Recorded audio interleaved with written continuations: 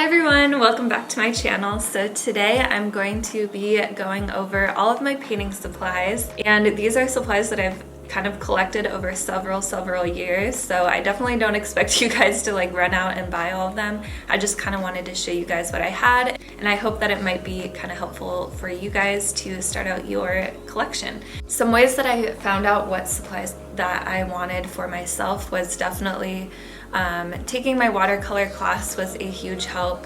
Kind of seeing what supplies my grandpa used, since he is a very talented watercolor artist. And one huge help was Skillshare. If you guys don't know what Skillshare is, they are an online learning community with thousands of classes for creatives. When I start using new painting mediums, like when I started using gouache paints or acrylic paints, I would go onto Skillshare and start taking classes from people that are super talented in what they do. And I noticed a lot of the time they would offer full lessons in what tools that they used, which was super helpful to someone like me who wasn't really sure at all where to start. So it really made it easier for me to figure out kind of what tools that I needed to start out. So yeah, I would definitely suggest them to you guys, and I have a link in the description box for 2 free months of their premium membership. Alright, so now I'm gonna go to my office and I'm going to round up my full art supply collection and show you guys them. So this is my paper collection. My go-to, if you've seen a lot of my videos, you know that I love this one.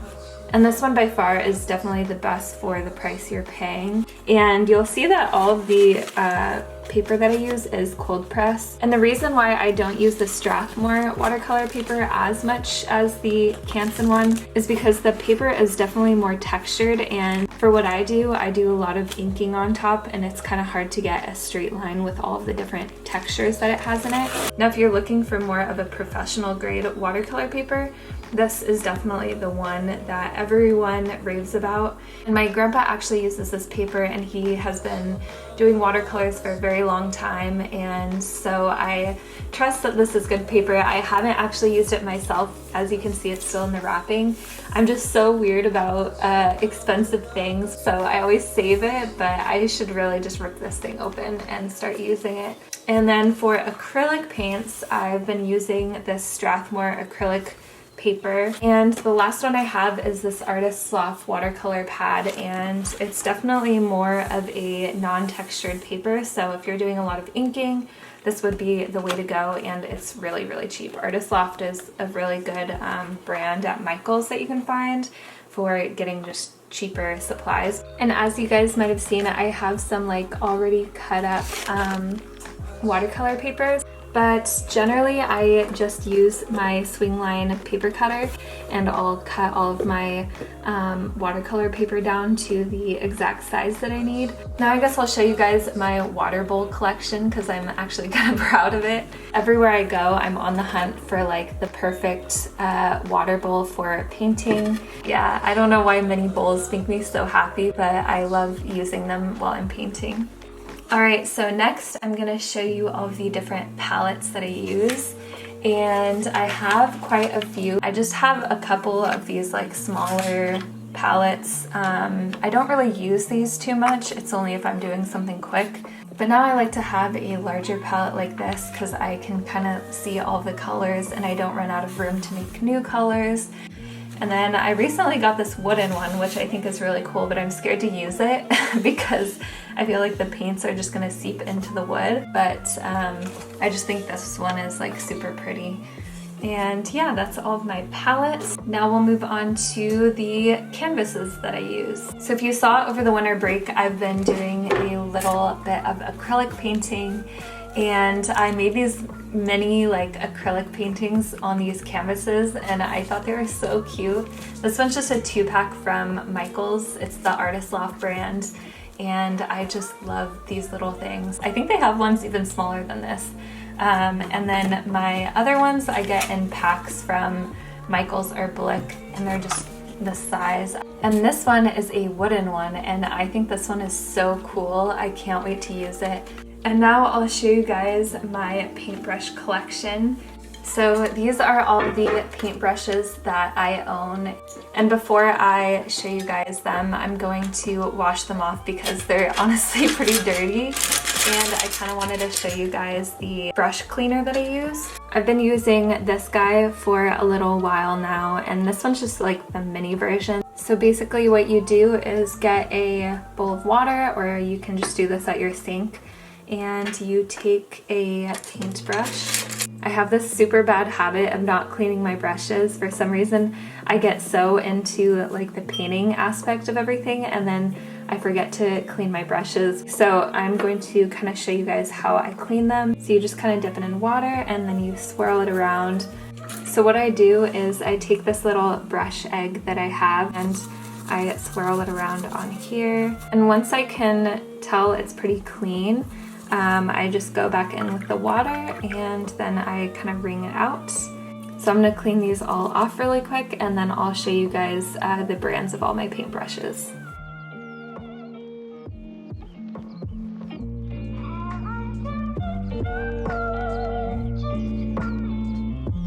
Okay, so I just wanted to piece these out into the different levels. At an art store, you can kind of go to an aisle and it'll say level 1, 2, or 3, and the 3s will be more of the higher end, 2s will be the mid-range, and then 1 means entry level. These are what I consider to be more high-end brushes and so on. So I'll start out with the entry level ones, and these ones are the Artist Loft mixed media brushes from Michaels. I just got them in a pack, and I use these for acrylics and oil paints usually, because I don't want to ruin my watercolor brushes when I'm doing acrylic painting. And these are my mid-level brushes. A lot of these are kind of random, but the ones that I have the most of are these Royal and Langnickel brushes. And honestly, these are like super cheap. I would say the one thing that I've noticed is that the ends will kind of fray really easily compared to the more higher end brushes, but I think they are really good for the price, honestly. The rest of these, they don't really have any brand names on them anymore, so I don't know where they're from. And then for higher end brushes, this is my collection. I would say these higher end brushes can range anywhere from like $9 to $15 a lot of the time for one brush, which honestly to me is very expensive. It's hard for me to spend that much on one brush. So the first brand that I have of the more higher end brushes is the Utrecht brand. I don't know if I'm saying that right. I've had a couple of these for 8 years now, and I just ruined this one. I used acrylic paints with it. This one's one of my all-time favorite brushes. And the next higher end brand that I have is the Princeton brushes. And my favorite one is actually the Princeton Elite. And also this one is Princeton Select. But this one is like the smallest little brush you've ever seen. I really like this one for detailing. And my all-time favorite brush is the Winsor & Newton Series 7 Kolinsky brush. And this brush is definitely hands down my all-time favorite detailing brush. They're super easy to letter with or detail with. These are definitely probably the most expensive brushes that I have out of all of them. And this brush is definitely the biggest one I own out of all of them. It is by M. Grumbacher, which they make really good gouache paints and watercolor paints. But yeah, this is my full brush collection. And I'll try to link as many of them as possible in my description box. But I know you guys ask all the time what brushes that I use, so I wanted to go over all of them in this video. Alright, so before I get into the paints that I have, I want to show you guys my watercolor pens. So this is a really new concept for me. This is my small collection of them. So half of them are the Ecoline watercolor brush pens, and these are so amazing and they have so many different colors. And I am going to swatch them all in a second. I hate when people don't swatch things because I just want to see like what they all look like. So I'm definitely going to swatch these for you guys. And the other ones that I own are these Winsor & Newton watercolor markers. So I'm going to show you guys how they swatch in my Moleskine watercolor notebook. Alright, so we're just going to set these to the side. So I have my journal set up, and now I'm just getting a little bowl of water because these actually work like watercolors in that you can use water to make them more transparent. So I think I'll start with the Ecoline brush pens, and I'm going to start with this indigo color that they have and show you guys how I use it. So I'm just kind of swatching it on the paper, and then I take a paintbrush and I can kind of dip it in water, and you can kind of like see, you can totally do a wash of color just like you can with regular watercolor paints. So I'm just gonna go ahead and do swatches of all of these and then show you guys a side-by-side of them. Oh no, I'm so sad because this one was like my all-time favorite black pen. It's like so dark and inky and I love it so much, but I think I left the cap off for too long and now it's just like chalky. Ooh, it still works really well though, as you can see, but I'm just gonna have to get another one because it's a little bit dried out.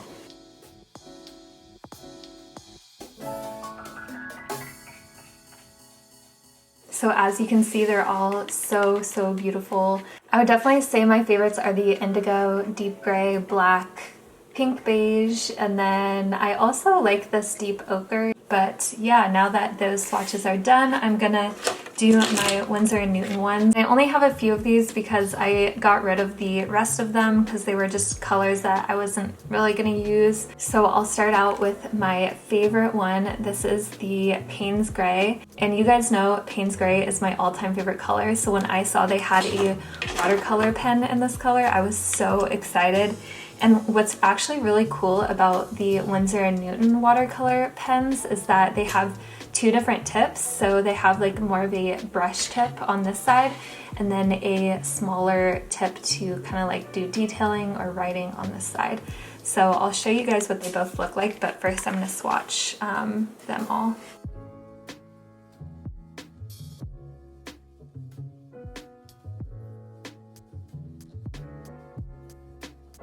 So I finally swatched them all and this is what they all look like.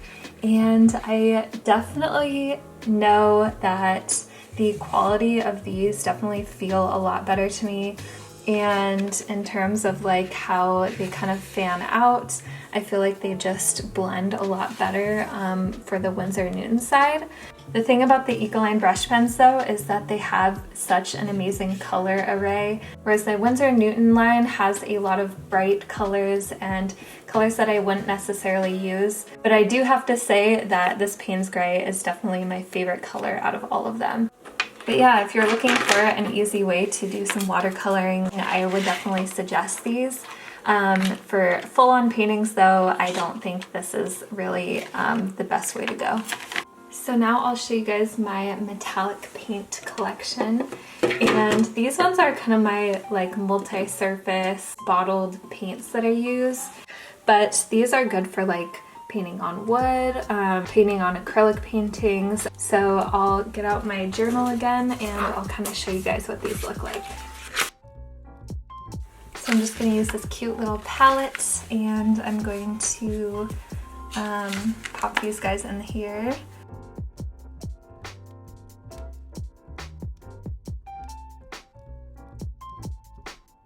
So these are all the swatches of the paints and I actually really like this Americana one. I did 2 layers on it and it's such a pretty color. It's like this champagne and it's definitely the most metallic out of all of them.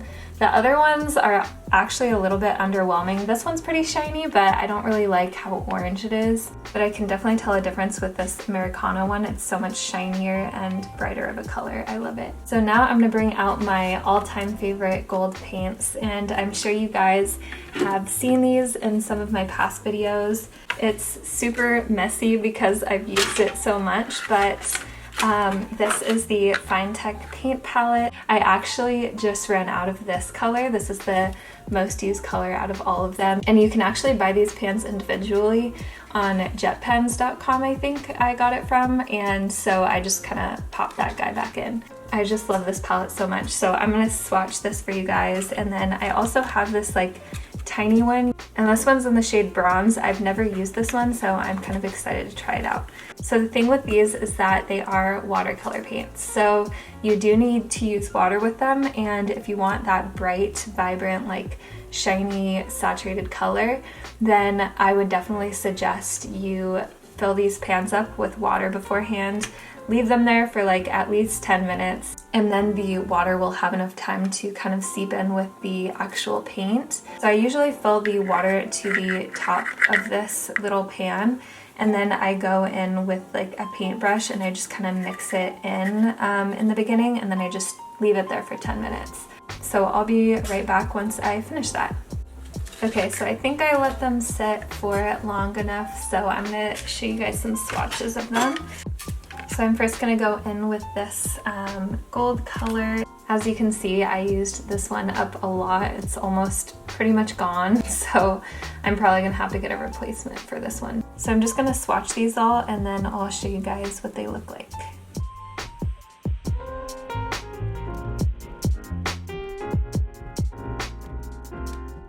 Okay, and these are all of these swatches of the Fine Tech paints, and aren't they like so gorgeous? I just love the sheen that they have to them. And whenever I do watercolor paintings, I always am so tempted to put just like a little sparkle on them with these paints. And this one was so buttery and creamy, and it just went onto the paper so well. So I'm totally gonna be using this one all the time. But yeah, these are all of my favorite metallic paints. So now I'll finally show you guys all of my paints that I use. So the first thing I want to show you guys is the palettes that I have, and I actually only have two. I have the Prima Decadent Pies palette, and this one is so cute, and it's really good for like just taking it on the go. And as you can see, I've used it quite a bit. But the other palette that I have is this Schmincke palette, and this one I honestly mainly got because I thought the palette was just so beautiful. But I actually ended up really liking the colors in this palette. It's definitely not my go-to colors that I would usually use. These are pretty bright for my liking, but I really like to bring this out when I want a painting to be a little more vibrant in color. I definitely go to this one. And the Schmincke brand is definitely known for the quality of their paints, but I'm gonna swatch them all. But first I'm gonna show you guys what I use for paint tape. So whenever I want to create a border around my painting, I usually use these MT washi tapes. But I actually just went to Michael's recently and I picked up this artist tape, which is actually meant for painting. So I'm going to try this out when I do my swatches. And I think I'm going to start out with swatching the Decadent Pies palette. So I'm going to get out my little handy notebook again. Alright, so I'm first going to do, I think I'll do these swatches with the washi tape.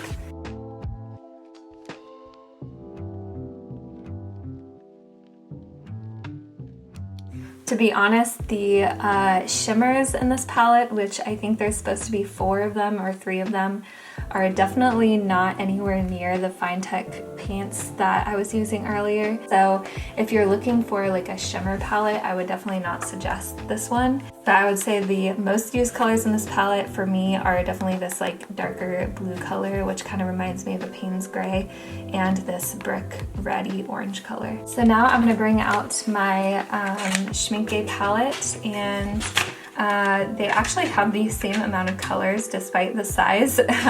They put enough room for you to add your own kind of section down here. So I think I'm actually going to buy these little plastic guys and fill them with my own tubes of paint. But for now, it just has 12 colors in it. So I'm going to use my Artist Loft painter's tape, and I'm going to try it out and see the difference in the tapes.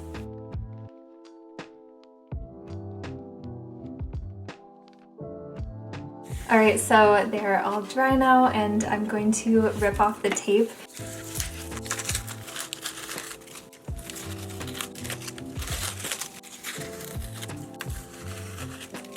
Okay, so I don't know what happened over here or how this even happened. I think for most of them it worked out pretty well, but for some reason there's a huge splotch of red, which I don't even know how that happened, to be honest. It could just be that I didn't press them down all the way, but we'll see how this one goes and see what the difference is.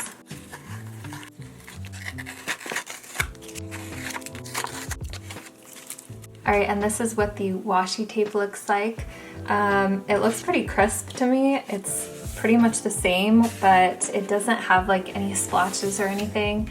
The only reason why I might still use this is because sometimes washi tape will like, when I peel it off, it'll peel up the watercolor paper, and I absolutely hate when that happens. So since this is made for this kind of paper, I would think that wouldn't happen with it. So yeah, I'll definitely have to probably do more tests with both of them. Sorry about the lighting change, the sun was doing some weird things. And now I'll show you guys the paints I use the most, which are my tubed paints. So I have a couple of different brands of tubed paints.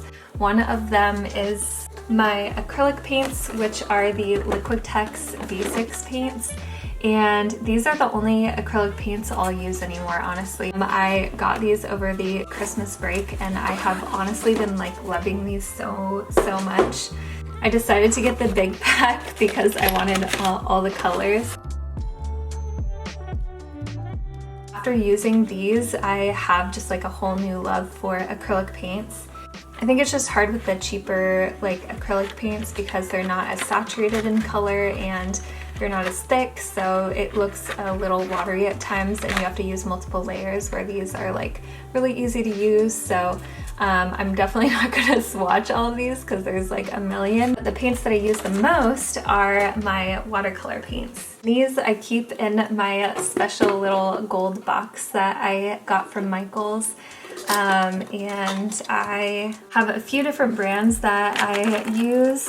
I don't really buy packs of watercolors just because I find that I like using specific colors opposed to just like having a ton on hand.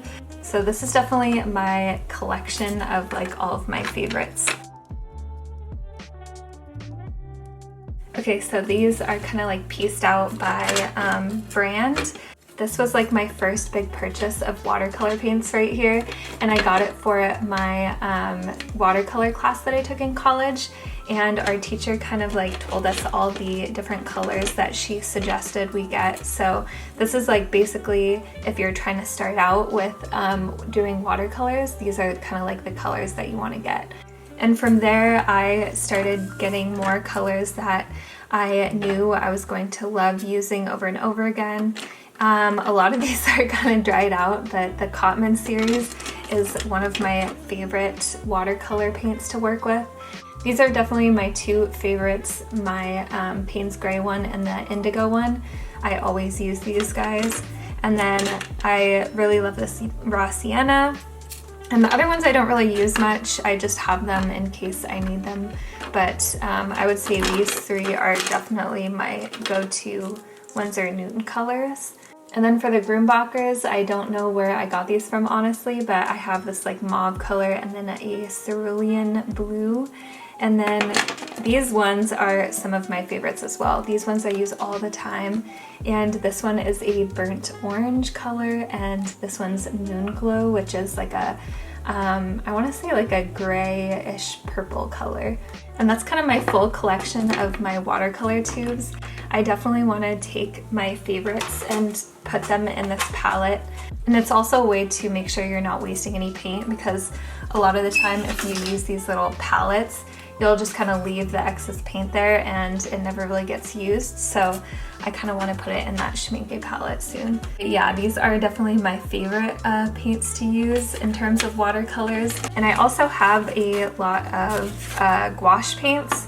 So all of my gouache paints are from Reeves, and they come in like awesome colors. So I really love these, but I think I'm gonna invest in some higher grade gouache paints soon. And then I also have some oil paints, and I only did one oil painting really ever, and that was my cloud spread that I did I think last March. And while I loved working with them, they literally take like 4 to 5 days to dry, so I would definitely keep that in mind if you want to start working with oil paints, because I do not have the patience for that. Thank you guys so much for watching. I hope you guys enjoyed this video and found it helpful. I know I personally love these kind of videos, so I've been wanting to do this for quite a while. If I missed anything, which I hope I didn't miss much, but I know I missed one thing already, I will put it in the description box with all of the other links to everything that I mentioned. And yeah, I will see you guys in the next video.